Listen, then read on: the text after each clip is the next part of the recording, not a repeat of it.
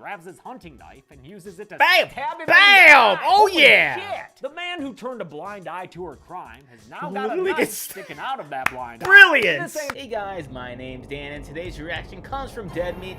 This is Revenge Kill Count. Now, this is a different type of horror movie, one that I'm not really used to, but a lot was going on, so there certainly is going to be a lot to talk about. But before we get into it, if you haven't already, please go over and support Dead Meat. I'll leave a link to the channel, long link to the original video in the description. And lastly, I want to thank all you guys for deciding to check out this reaction. Really do appreciate it. But if you are brand new, welcome. I put out new reactions every single day from stuff that's funny, scary, trailers, and everything in between. So if that's your sort of thing, it'd mean a world to me if you hit that subscribe button, because not only by doing so will you help to support my channel, but you also get access to future and past Dead Meat reactions that I've already done, and it's super easy to do. First, go right below this video, get that like button, some love, click that subscribe button right there, and without any further ado, let's go. Welcome to the Kill Count, where we tally up the victims in all our favorite horror movies. I'm James A. Janice, and today we're looking at Revenge, a French film released in 2017. Let me give a general content warning for this whole movie and video, since Revenge, as its name implies, is a rape-revenge film.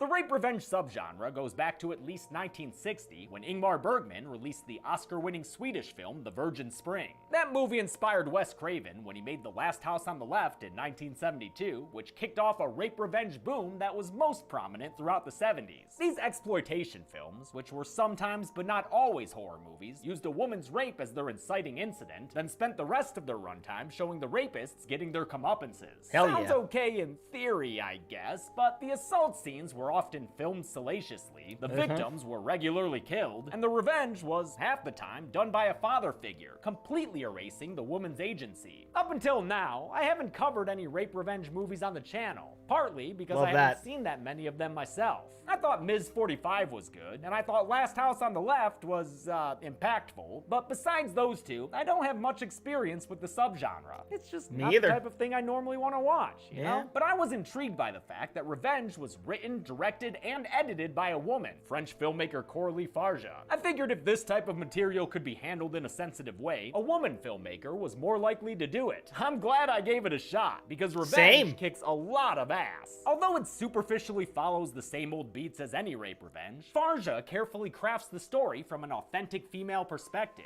The main character, Jen, played by Matilda Lutz in a phenomenal performance, is a person who clearly celebrates her sexuality. Through simple shots and silent stares, though, we see her slowly lose control as the power shifts to the scummy male characters around her. This is all conveyed through Farja's filmmaking with a confidence surprising for a first feature film. Prior to this, she had only made a couple of shorts. If you think you can handle the premise, I really recommend Revenge. After the inciting incident, it's pretty much non-stop badassery, shot spectacularly by cinematographer Robert Havart with a bitchin' soundtrack courtesy of Rob. It's kind of like Mandy in a certain way, full of long, beautiful, colorful shots that I can't show all of in a kill count. But they're a big part of what makes this movie so awesome, and another example of why kill counts are not proper substitutes for watching a film. This movie's strengths are in showing how lengthy and uncomfortable some experiences are. You don't get the same effect when I sum it up with a single sentence that's probably a corny joke. It's so easy to watch Revenge for yourself too, since it's available on Shudder, today's sponsor. You should know by now that Shudder is my absolutely favorite streaming service. I never get tired of perusing their Shudder's pretty great, which they're constantly adding to and maintaining with curated collections.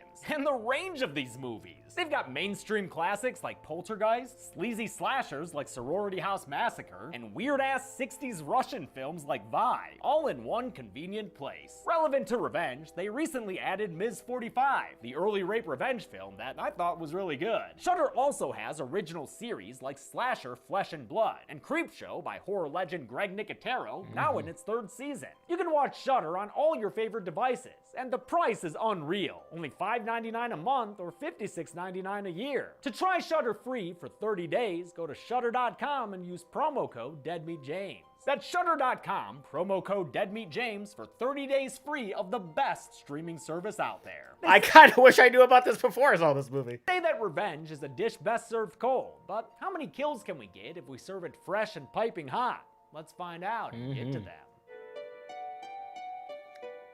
The movie begins with a helicopter approaching from the distance. If you like kick-ass landscape shots, you're in for a treat, my friend. But first, a title card! We're at an isolated villa in the middle of the desert where an absurdly sexy couple is ready to get things going right away. You drive me completely crazy. Yeah, she's pretty into you too, dude. Look at her grabbing on that man ass. He returns the favor later. Where's that little peachy ass of mine? Little juicy peachy ass. Turns out this naked peach eater is a married man with a wife and crying baby back home while he has his affair with their next door neighbor Jennifer. Jen's walking around their fuck pad when a couple of fuck boys show up, ready to go on a hunting trip with that adulterer Richard. They're here early and were never meant to see or meet Jen, but Richard makes introductions all the same. Jennifer? Just a friend. Dog, she's got what you need, and you say she's just a friend? This is turning in his grave right now. Oh, baby. R.I.P. Right away, we can tell that Stan and Dimitri don't know how to act around attractive women. That Apparently awkwardness not. continues later that night when they all party poolside in a colorful artsy montage. Some wrestling.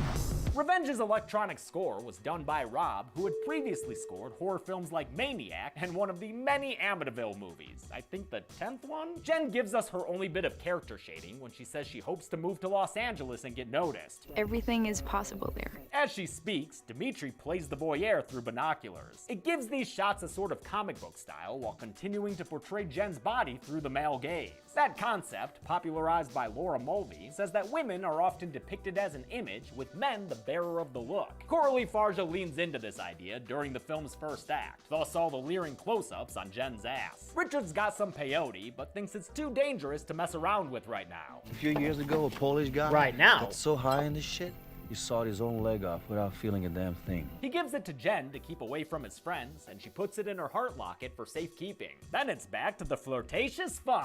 Jen plays around and dances on a very excited Stan, but that was just fooling around. The night ends with her and Richard going to the bedroom. The next morning, Richard is gone, out getting their hunting licenses. While Dimitri floats in the pool with a hangover, Stan is bright-eyed and bushy-tailed, eager to get some one-on-one time with Jen. So, it's just the two of us. Yeah, kinda, I guess, besides the floaty guy. Not knowing what to do or say, Jen excuses herself to pack for her return trip later that day. Little While awkward. she's changing, Stan walks in on her, and he doesn't take the hint when she tries to laugh it off. Instead, he takes a seat on the bed, and the tension in boy. him quickly reaches a simmer. What is it you don't like about me? Jen tries to shut things down by saying he's not her type. You're too small.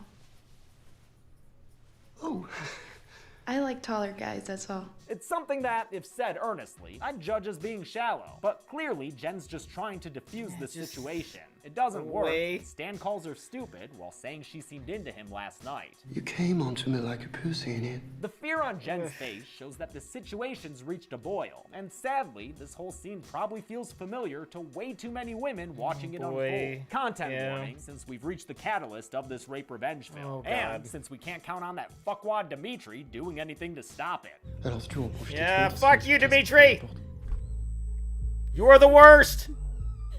And I love like the little part there that they showed when he was like slowly like eating like his food. They showed how disgusting he was, or really just to show off just how disgusting he actually is for not stepping in and helping. Horrendous crime itself takes place mostly off-screen, with sounds that are so disturbing Dimitri turns on the TV to drown them out. Then the complicit bastard takes a dip in the pool while Jen's violated. Piece of I'd shit. like to pause for a minute and briefly delve into film analysis, since this movie has an important lesson that's sometimes overlooked. In many rape revenge movies, the violated woman is demure and innocent, as though she needs to be a perfect victim to make the story work. Jen is nothing like that. She's promiscuous and knowingly has an affair with a married man, and is even pretty vapid. Her one and only goal is to move to LA and get noticed. Farja's point is that none of that matters. Whether a woman is sensual, whether she's flirty the night before, whether she's a goddamn sex worker, it's irrelevant. Her sexuality should be in her control and her decision. No matter who she is, she didn't ask for and doesn't deserve sexual assault. fault. Richard gets home later, and his dialogue plays into that theme when he blames Jen for what happened. You're so damn beautiful too. It's hard to resist you. She asks for a helicopter to go home right away, but since her going home might blow the lid off of this affair, Richard instead tries to buy her off with a job in Canada. When she persists and says to call the chopper or she'll call his wife, he hits her to the ground and reveals the true extent of his shittiness. That's as good a cue as any for Jen to get the fuck out of there. She runs from the house, and Stan and Dimitri quickly join the chase. Things have gone from terrible to worse, and Jen soon finds herself trapped at the top of a cliff. The monstrous men corner her, and Richard pretends to call a helicopter, but it ends up being a ruse. Oh! Oh! Holy shit, these guys suck! They're Yeah. the kind of entitled bastards who will do anything to avoid consequences for their actions. Richard tells his friends they need to pretend this never happened, and they can take care of the body a little later. They go back to the villa and burn Jen's belongings, then this murderous dick calls his wife and says he loves her. Ew. God, and he wears his shoes on the bed? What the fuck, this guy's son the of a worst. bitch. Also, straight up sociopath. Je voulais te dire, je suis vraiment désolé pour Jen. Enfin, pour qui? Enfin, Jen. Connais pas. Somewhere in the desert, there are giant ants! Oh my god! And giant bullet-sounding blood drops? Oh man, this is just nasty. Jen is clearly not in the best of conditions. No. But since there wasn't a kill graphic, you know she ain't dead. Nope. Probably in shock though. Obviously, it's not realistic that Jen survived this fall. I mean, look at her. She's got a tree stabbing her through the torso. But we're watching a hyper-stylized film, if you couldn't tell by the way it's shot. Farja said she didn't want realistic gore, but rather something over the top and grotesque, like in South Korean films such as Oldboy and I Saw the Devil. I wanted to create something that would be more phantasmagoric and more baroque in a way. Lucky for Jen, she lives in the age of wired earbuds, and after using them to retrieve a lighter, she sets fire to the tree. It weakens and falls apart before her back can get barbecued, meaning Jen has succeeded in her first fatal challenge. But let me tell you something, girl, you got a lot more ahead. All thanks to this trio of assholes who look like they just landed on Isla Sorna, ready to capture some dinosaurs. Jen hears them park on the cliff above her and drags herself away. I love the shot of Dimitri tossing an empty can that establishes how close they are. Just before they reach the edge, she presses herself against the cliffside. When they look down, all they see is a blackened spot where once there was a woman impaled on a tree. Though Stan begins to waver, Richard tells him to man up and put his killy face on. Easy to say coming from the guy with constant killy face. It's dark by the time they reach the bottom of the cliff. They find Jen's blood trail and follow it in a haunting montage lit by headlights. Such a cool shot. It ends at a lake Jen smartly used to cut the blood trail short, and the men split up to search around it. Je vais rester ici si jamais elle revient dans les parages. Stan is such a sniveling, weak little fucker, enjoying the comfort of car heat while his friends tend to the situation he created. Jen successfully hides underwater when Dimitri passes her on his four-wheeler, then swims ashore while Dimitri's taking a Dimitri and grabs him by the gun, or grabs his gun. He tells her to take it easy, but she actually pulls the trigger. Unfortunately, the gun wasn't loaded, and after Dimitri knocks Jen down, he radios in that he got her. Oh, shut up, Stan. Dimitri begins to drown Jen in the lake, but she grabs his hunting knife and uses it to Bam! stab him in the Bam! eye. Oh, Holy yeah! shit. The man who turned a blind eye to her crime has now got a Literally knife gets- sticking out of that blind eye. Brilliant! This ain't the type of movie where that kills someone right away. We watch this fuckface scream and shout for As a good long while. well we He should. finally succumbs to the injury, and since Jen's a practical predator now, she takes the knife back from his face. You know, just in case. Blah, Sure. blah, blah, blah, blah, blah, blah. Now Jen's Rough Rider rolling like she's Desert DMX, but after it grows dark and she runs out of gas, she hobbles off into a cave. There, she lights a fire so we can continue getting awesome shots and checks her newly earned supplies. Ooh, beer. Beer. I like that the beer is called Altamira, the name of a cave in Spain, since she is presently in a cave trying to deal with the branch still sticking out of her stomach. Nice little detail. Revenge was filmed in Morocco, near Marrakesh, but the film's setting is left ambiguous to make Jen's experience feel more universal. It could be set in any desert. It could be America, South Africa.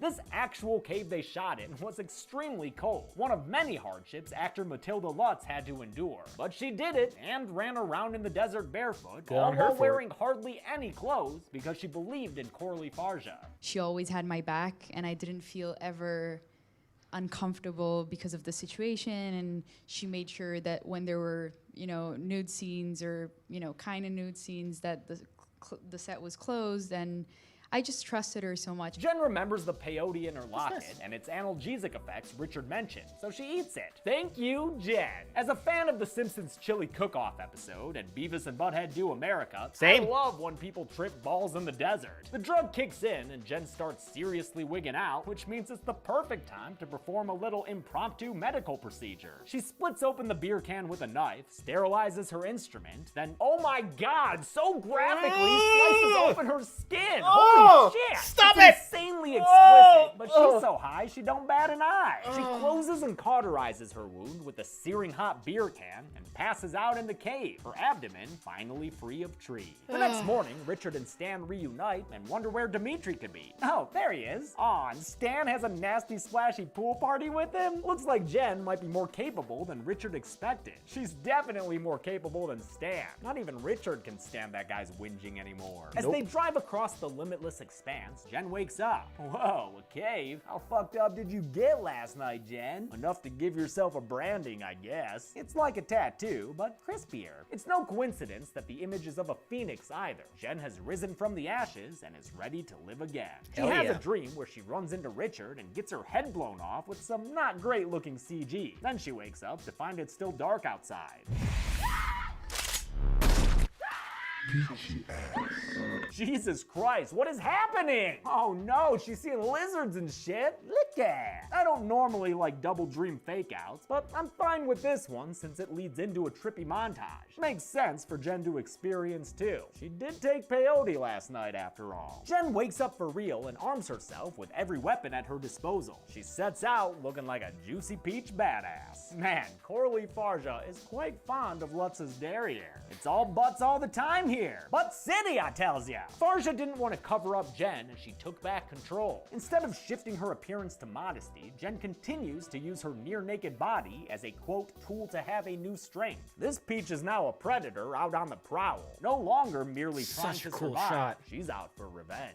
Jen is played by Italian actor Matilda Lutz, who had starred in Rings right around the time she did Revenge. She had hardly any time to prepare for this role, getting cast after the original actress dropped out a week before production. I got a call on Friday and Sunday I was on a plane to go to Paris. Well, a week after. We were shooting, like 5 days later. Lutz said playing Jen was basically playing two separate characters. The first, a Lolita-like seductress that she based in part on Marilyn Monroe. The second, a damaged woman set on vengeance that she based on predatory animals like panthers. Richard and Stan find the abandoned four-wheeler. Though Stan wants to stick together, Richard says they need to split up, so he leaves to search the mountainside. Stan tries to fix himself up in a mirror, which gives away his position to Jen. She tracks him with binoculars, reversing the perspective she was subjected to earlier, and catches up to him when he runs out of gas. As Stan's refueling, she takes aim and fires, but the recoil knocks her back to the ground and causes her shot to go into his shoulder. He gets away from her, but she finds his blood trail and tracks him by it just as they had tracked hers the night before. He manages to hide and get behind her, but it's difficult for him to shoot a shot when she shot him in his shooting shoulder. He still shoots her ear off though, which really sucks. Those pink star earrings were so her. Yeah, as the sound goes out to reflect Jen's perception, Stan chases after her, shooting ineffectively. She breaks open her flashlight on a rock as she passes by, and the barefoot Stan runs right into her trap.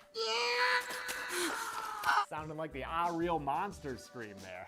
Oh my god, his foot is bleeding so much! Oh, that's so fucking gross! Dude, no, don't pick at it, please, man!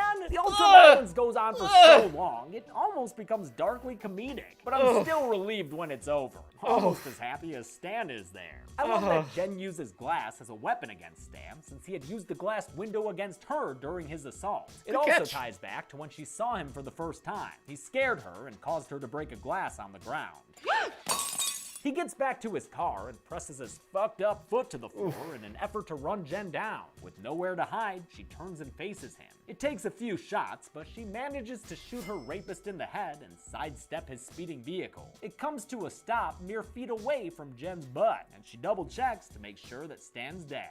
Yep, he's dead. Jen Bye-bye. takes off in her new ride as Richard realizes he's on his own now. He drives all day and night until he gets back to his villa, where he sticks his head in the pool and calls for a helicopter to take him home. At this point, he's ready to wash himself of this whole experience, literally, as he strips down and gets his dirty ass into the shower. Before long, Richard hears a noise, so he grabs his gun and checks his house. This is all done in an incredible extended one take. Seriously, good. this thing is nuts in more than one way. It started as soon as Richard hung up the phone and follows him stripping, showering, and searching. It's nearly 6 minutes of an unbroken Steadicam take that took half a day to rehearse and half a day to shoot. Props to actor Kevin Janssens for being butt-ass naked for the whole thing. With this successive dong hanging, Farja flips the usual genre trope of a woman being naked on screen. Just when he thinks he's secured the premise, Richard sees Jen pointing a gun at him through the villa's blue window. I love the blue and pink windows in this ultra-modern house. They're the colors most traditionally associated with gender presentation, so it makes sense for them to be in this movie that's all about gendered power dynamics. And the framing of Jen through the blue window now, instead of the pink one like in the beginning of the film, symbolizes that she's taken up the violent vigilante role traditionally reserved for men. Before he can start with his bullshit, Jen shoots Richard in the side, kicking off a tense shootout that Jen dominates, forcing Richard to drag his injured ass away. That leaves another blood trail for Jen to follow through the house, with a real Mossberg shotgun Lutz had to strengthen herself to carry. The first 2 weeks of shooting, I couldn't hold it for more than 2-3 minutes. Richard tries an ambush, but Jen notices his blood flood coming around the corner like this were the Overlook Hotel. Yeah, maybe take a different route. Richard realizes his trap's not gonna work. See the gushing blood? Now there's your problem, Dick. So he fixes himself up with a roll of saran wrap. Good. All better. Now there's no more blood. Except, you know, all the blood literally everywhere. Yeah. It's more blood than any human being realistically has. But again, Farja wanted a heightened reality. She asked for so much blood here, the effects department worried they'd run out. And eventually, she grabbed some buckets and took things into her own hands. She would do it herself. She would get the bucket and she would start, like, she looked more like a painter than a director. That's awesome. They get back to the shootout and run in circles around the house until Jen slips and slides on the bloody floor. Richard catches up to her and knocks her out with his gun butt. His naked ass manhandles her and underlines the movie's themes once more, saying that she caused this for herself by not doing what he demanded. Women always have to put up a fucking Yeah, ain't having that shit, dude. Not after the day she's had. Jen grabs the gun and shoots Richard in the chest with it, sending his bloody taint flying against the wall. And this movie's not doing any bullshit fake deaths here. Richard is dead. Long live Jen. The movie ends with Jen hearing the sound of helicopter blades grow ever closer. Cue a Luke into the camera and another title card. Yeah! When push comes to shove off a goddamn cliff, it takes some grade A killing to survive. How much of it? Let's find out and get to the Hello. Only 3 people died in Revenge, but boy, did they deserve it. The victims were all male, which makes sense in a story like this. And with a 100%. runtime of 108 minutes, that left us with a kill on average every 36 minutes. I'll give the golden chainsaw for coolest kill to Dimitri. It may not be the one we were most looking forward to, but the effects on his stabbed face are seriously nasty. Doubly so later when his corpse all waterlogged. Dull machete for lamest kill will go to Richard. I wanted to see that guy suffer more than just a couple of gunshots. And that's it. Revenge premiered at TIFF in 2017 and was written before the Me Too movement happened. Farja wasn't surprised when the film gained extra relevance, though. She says these problems have always been around, it's just that people weren't always listening. Many people knew what was happening, for instance, in the Weinstein story, and weren't doing anything. Whatever she decides to make next, I'll be the first in line for. But until then, I'm James A. Janice. This has been the Kill Count. Hi, James. Next Kill Count. Start spreading the news. Jason's leaving today. He wants to be a part of it. New York. New York. Jason takes Manhattan, sees the J-Man take a bite out of the Big Apple. That is, when he finally gets there. First, he has to be on a boat for an hour. Oh, that's nice. A boat full of, you guessed it, horny teenagers. Of course. I've already been through all of this. Actually, these teens aren't all that horny, relatively speaking. Get off of me. But they sure do die just the same. Ooh. Too bad the MPAA got nearly all the gore cut out. Son of a bitch. And too bad the budget forced them to film most of the city scenes in Vancouver. No, please, no! And too bad the final girl has visions of a crappy-looking little boy, Jason. So, are you having fun yet? Oh man, is there anything this movie does well? I don't know what to say. I mean, I guess the rooftop boxing scene, that was pretty cool. Your best shot. When I saw it in Killer Clowns from Outer Space. This week, watch what's possibly the single worst film in the Friday the 13th franchise. Yo, man, it's cool. It's cool, man. And this Friday, tune in for the Kill Count Recount on Dead Meat. This voyage is doomed. Yeah, tell me about it. Friday the 13th, Part 8, Jason. Right, so, as I said, it's not really a genre within horror that I find myself diving into because it's, you know, it's not really easy to watch, but like in some cases it's important because it's important to remember that these sort of things happen. And, you know, I didn't really enjoy the certain scenes because I'm not really huge into gore when it comes to horror movies, but, you know, that is important to really understand, you know, what's going on, like a tiny bit of realism, even though, you know, they'd probably be dead long before any of them actually were. And, you know, it didn't really help me seeing, I don't know if that was a fox or a coyote or something that he just threw onto the hood of the car, or the windshield of the car, rather. The